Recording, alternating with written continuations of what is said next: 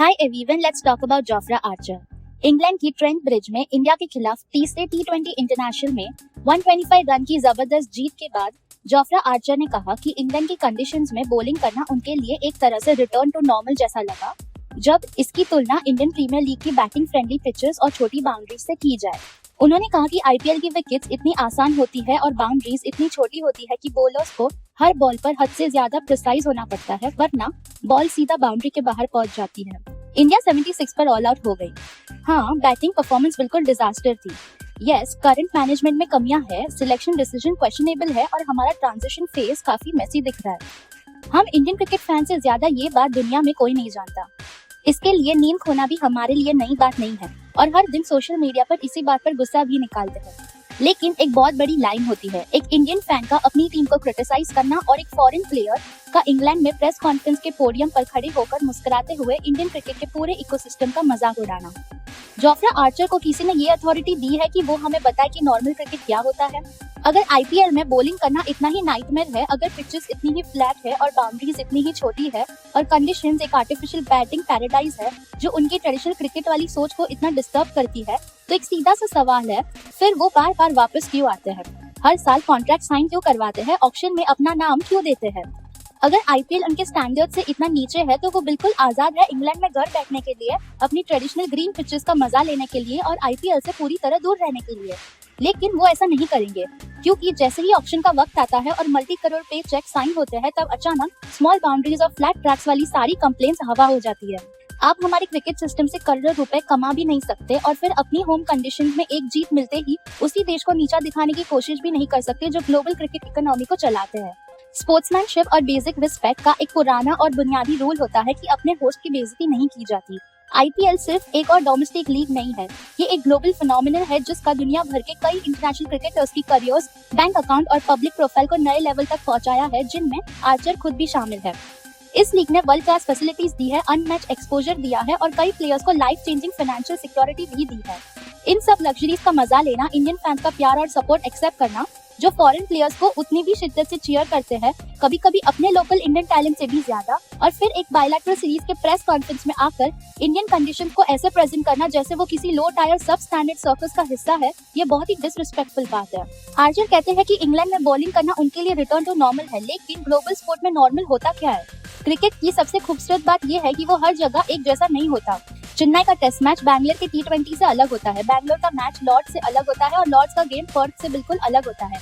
ये कहना या इम्प्लाई करने की इंग्लिश कंडीशंस, जहां ओवरकास्ट कीज के नीचे बॉल स्विंग करती है और पिचेस पर ग्रास छोड़ी जाती है, ही क्रिकेट का असली या करेक्ट स्टैंडर्ड है, जबकि सब कॉन्टिनेंट की कंडीशन किसी तरह से एक्सेप्शन या अबनॉर्मलिटी है, ये एक पुरानी और यूरोसेंट्रिक सोच को दिखाता है।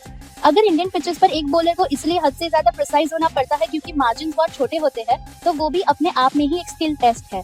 अगर आप छोटी बाउंड्रीज और फ्लैट ट्रैक्स के हिसाब से खुद को अडॉप्ट नहीं कर पाते और हर बार यही कंप्लेन करते हैं कि कंडीशंस बहुत मुश्किल है, तो शायद प्रॉब्लम पिच में नहीं है। शायद प्रॉब्लम ये है कि जब कंडीशंस आपके बॉलिंग स्टाइल के मुताबिक परफेक्ट नहीं होती, तब आप खुद को अडॉप्ट नहीं कर पाते। आप इंडिया को स्प्रिंग के दौरान एक फाइनेंशियल एटीएम की तरह ट्रीट नहीं कर सकते और फिर जुलाई में उसी देश को पंचिंग बैग बनाकर उसकी बेइज्जती भी नहीं कर सकते। अगर आईपीएल वाकई में ही एक आर्टिफिशियल पैराडाइज है जो क्रिकेट को खराब कर रहा है, तो फिर आप अपनी बात पर पूरी कन्विक्शन दिखाइए, कॉन्ट्रैक्ट फाड़ दीजिए, अपनी कंट्री में ही रहिए, काउंटी क्रिकेट खेलिए, लेकिन पैसे भी लीजिए और फिर उसी इंफ्रास्ट्रक्चर का मजाक भी उड़ाइए जिसने आपको इतना कुछ दिया। ये डबल स्टैंडर्ड है और कोई भी self respecting Indian cricket fan इसे डिफेंड या ऑनर नहीं करना चाहिए। इस पूरे मामले का सबसे फ्रस्ट्रेटिंग हिस्सा सिर्फ आर्चर का एरोगेंस नहीं है, सबसे ज्यादा तकलीफ कुछ हमारे फैन बेस का रिएक्शन देखकर भी है। सोशल मीडिया पर लोगों को उसकी बातों से सहमत होते देखना, उनकी ऑनेस्टी की तारीफ करना और ये कहना कि वाह, वो गलत नहीं कह रहे हैं, वाकई बहुत डिसअपॉइंटिंग है। स्पोर्ट्स में लॉयल्टी का एक बेसिक कोड होता है और लगता है कि यहाँ वो धीरे धीरे टूट रहा है। जब हमारा टॉप ऑर्डर सिर्फ 76 पर कोलैप्स हो जाता है, तो हमें पूरा हक है उनपे गुस्सा होने का।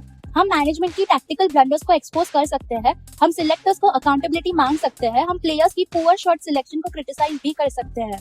हम ये सब इसलिए कर सकते हैं क्योंकि ये हमारे प्लेयर्स हैं, ये हमारे देश को रिप्रेजेंट करते हैं, ये हमारी उम्मीदों, हमारे सपनों और हमारी कलेक्टिव प्राइड का सिंबल है। हमारी क्रिटिसिज्म किसी नफरत से नहीं बल्कि गहरी तकलीफ और एक्सीलेंस की डिमांड से आती है।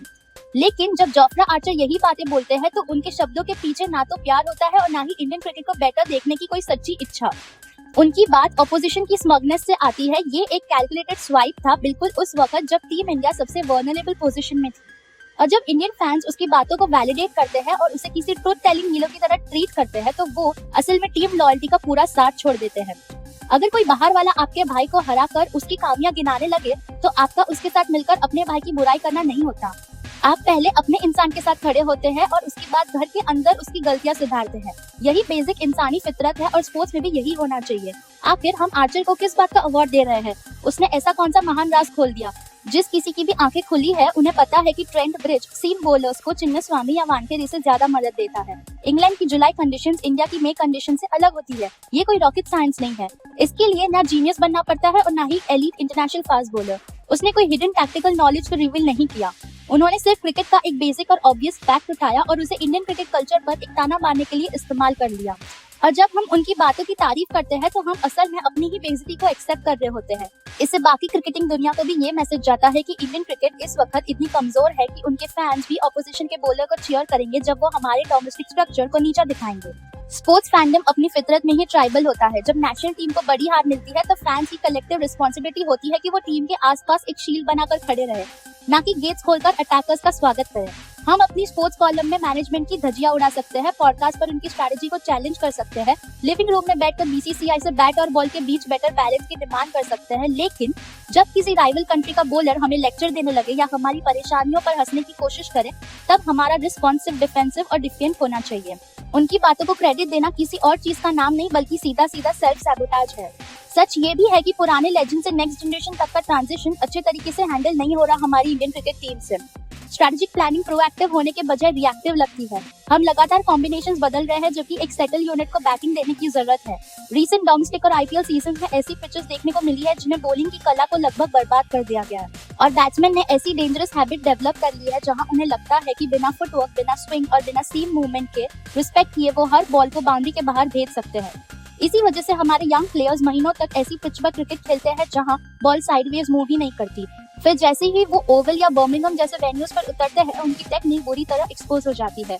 वो बॉडी से दूर शॉट्स खेलते हैं, लेट स्विंग का अंदाजा नहीं लगा पाते और जब कोई world class fast bowler good length पर कंसिस्टेंटली बॉल डालता है तो वो पूरी तरह कंफ्यूज और हेल्पलेस नजर आते हैं। ये एक ऐसा क्राइसिस है जिसके लिए बीसीसीआई, फॉर्मर प्लेयर्स और कोचेस को तुरंत इंटरवेंशन करना होगा। हमें घर पर फिर से ऐसी बैलेंस पिचेस तैयार करनी होगी जहां पर बैट और बॉल के बीच सच में फेयर कॉन्टेस्ट हो। हमें अपने बैट्समैन को ये सिखाना होगा कि मुश्किल सेशंस में टिक कर कैसे खेला जाता है। लेकिन सबसे इम्पोर्टेंट बात ये है कि ये हमारी प्रॉब्लम है और इसे हमें ही ठीक करना है। उन्होंने इस बात को पूरी तरह इग्नोर कर दिया कि जब इंग्लिश बैट्समैन इंडिया आते हैं और टर्निंग ट्रैक्स पर 3 दिन के अंदर स्पिन के सामने बिखर जाते हैं तब वही लोग मीडिया के सामने हफ्तों तक पिचेस की कंप्लेन करते रहते हैं और कहते हैं कि ऐसी विकेट क्रिकेट के लायक ही नहीं है। जब इंडिया स्पिनिंग ट्रैक्स बनाते हैं तो उसे पुअर स्पोर्ट्समैनशिप और रियल क्रिकेट नहीं कह दिया जाता है, लेकिन जब इंग्लैंड ग्रीन टॉप तैयार करता है या हेवी क्लाउड कवर का पूरा फायदा उठाता है तब उसे नॉर्मल क्रिकेट और ब्यूटीफुल टेस्ट ऑफ स्किल का टाइटल दिया जाता है।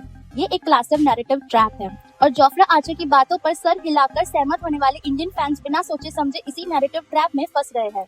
इंडिया में क्रिकेट सिर्फ एक गेम नहीं है, ये एक इमोशन है, एक बिलियन से ज्यादा लोगों के एक साथ बांधकर रखता है। इसीलिए हमारे प्लेयर्स एक्सपेक्टेशंस का ऐसा बोझ उठाए घूमते हैं जो इंग्लिश या ऑस्ट्रेलियन क्रिकेटर शायद कभी पूरी तरह समझ नहीं सकते। जब वो फेल होते हैं तो उन पर प्रेशर का लेवल कुछ और ही होता है। कम से कम इतनी उम्मीद तो उन्हें अपने देश के लोगों से होनी ही चाहिए कि एक मुश्किल ओवरसीज टूर के दौरान उनके अपने ही लोग ऑपोजिशन की मौखरी का हिस्सा नहीं बनेंगे। अपनी टीम को आउटसाइडर के सामने डिफेंड करने का मतलब ये बिल्कुल भी नहीं होता कि हम अपनी गलतियों से अनजान हैं। इसका मतलब सिर्फ इतना होता है कि हम कलेक्टिव आइडेंटिटी का मतलब समझते हैं।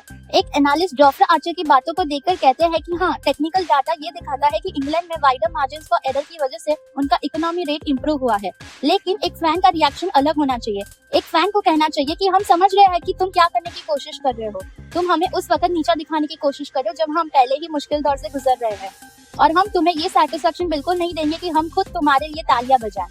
जोफ्रा आर्चर के कमेंट्स का असली जवाब जर्नलिस्ट के आर्टिकल या सोशल मीडिया के एंग्री ट्वीट से नहीं आना चाहिए। उनका जवाब इंडियन टीम को ग्राउंड पर देना चाहिए। प्लेयर्स को इस बेइज्जती को अंदर तक महसूस करना चाहिए और इसी बेइज्जती को अंदर तक एक फियर्स, अनकम्प्रोमाइजिंग डिजायर में बदलना होगा। हमें ये भी बंद करना होगा कि आईपीएल के दौरान फॉरेन प्लेयर्स को इतना डेमीगॉड बना दे कि इंटरनेशनल बायलैटरल आते ही हमारे डिफेंसिव इंस्टिंक्ट ही खत्म हो जाए। आईपीएल एक टूर्नामेंट है, लेकिन इंडियन नेशनल जर्सी हमारी पहचान है। जिस पल उस जर्सी की बेइज्जती हो या फॉरेन सॉइल पर उनका मजाक बनाया जाए, उसी पल आईपीएल वाली दोस्ती, फ्रेंचाइज लॉयल्टी और इंडिविजुअल इंटरनेशनल स्टार्स के लिए एडमायरेशन सब कुछ साइड पर रख देना चाहिए। हम अपने मैनेजमेंट से अकाउंटेबिलिटी मांगेंगे, हम प्लेयर सिलेक्शन में बड़े बदलाव की डिमांड भी करेंगे, हम बीसीसीआई से बेटर और बैलेंस पिचेस की डिमांड भी करेंगे, लेकिन ये सब हम इंडिया के तौर पर करेंगे, अपनी शर्तों पे करेंगे, अपनी बाउंड्रीज के अंदर करेंगे और कभी भी किसी आउटसाइडर को ये हक नहीं देंगे कि वो हमारी नेशनल टीम की इज्जत का जज, ज्यूरी और एग्जीक्यूशनर बनने की कोशिश करे। बताइए आप लोग इस बारे में क्या सोचते हैं।